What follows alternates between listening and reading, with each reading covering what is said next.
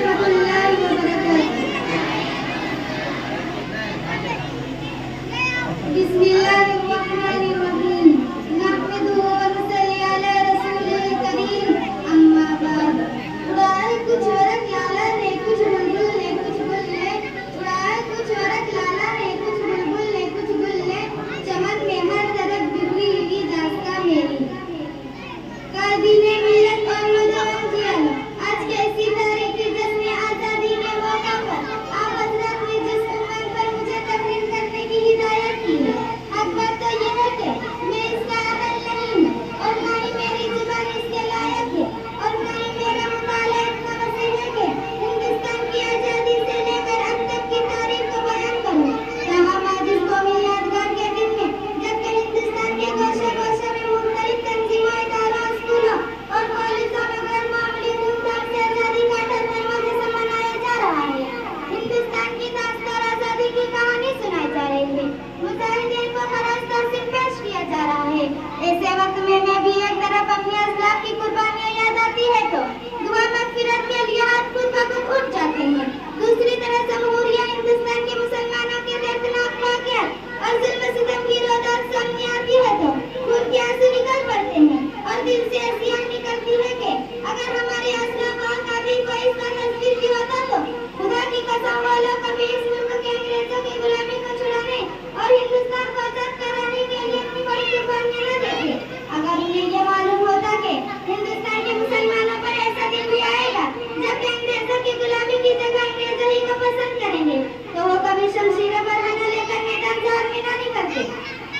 उन्हें क्या मालूम था कि जिस हिंदुस्तान की आजादी के लिए बालाकोट की पहाड़ी पर शहीद अहमद शहीद और शाह इस्माइल शहीद ने जान ली है। उन्हें क्या मालूम था कि जिस हिंदुस्तान की आजादी के लिए शामली के मैदान में देवर तोपों का निशाना बना है। उन्हें क्या मालूम था कि जिस हिंदुस्तान की आजादी के लिए सैफुल इस्लाम काला पानी गए हैं। उन्हें क्या मालूम था कि जिस हिंदुस्तान की आजादी के लिए सैफुल इस्लाम हुसैन अहमद मदनी वंशज बारूद हुआ है।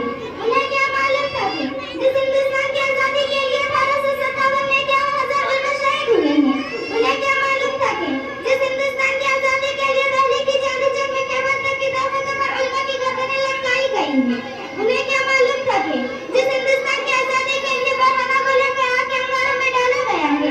हिंदुस्तान के मुसलमानों पर जुल्म सितम का पहाड़ टूटेगा, उन्हें हुकूक से महरूम किया जाएगा।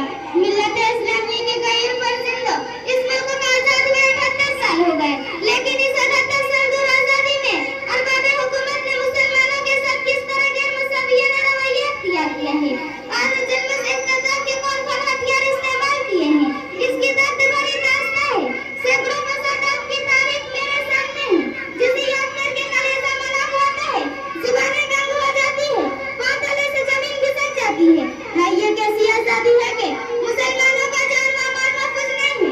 हमारी इज्जत व आबरू पर शख्स मारे जा रहे हैं, हमारे हुकूक को पामाल किया जा रहा है, हमारी आबादियों को वीरान किया जा रहा है, हमारी मदारिस व मकातिब को मुस्मार किया जा रहा है, हमारी पंथों व मदारिस पर गुनाह बरसने का इल्जाम लगाया जा रहा है, शाह इस्लाम के जनाजे निकाले जा रहे हैं, कुर्बानी पर पाबंदी लगाई जा रही है, कब्रिस्तानों पर गौशाला कब्जा किया जा रहा है, लाउडस्पीकर पर अजान के खिलाफ मुकदमाबाजी हो रही है, खुदाई कानून पुरानी दस्तूर और मुस्लिम परसनल्लाह में तरमीम की कोशिश की जा रही है।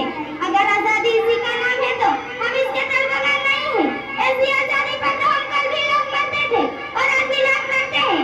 हमें मजहबी की आजादी चाहिए, हमें कुरान की आजादी चाहिए, हमें जान व माल की हिफाजत चाहिए, हमें इज्जत व आबरू की हिफाजत चाहिए, हमें इबादतगाहों की हिफाजत चाहिए, हमें शाह इस्लाम की हिफाजत चाहिए।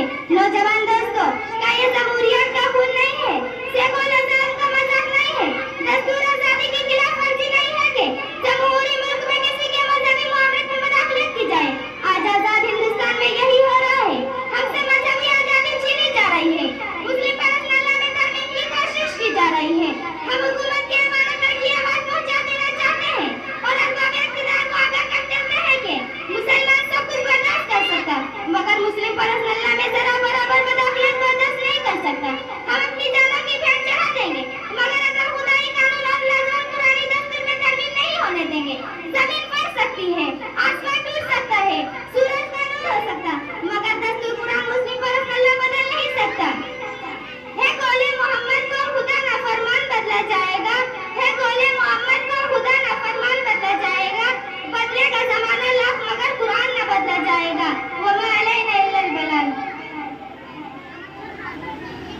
ماشاء اللہ، جزاک اللہ.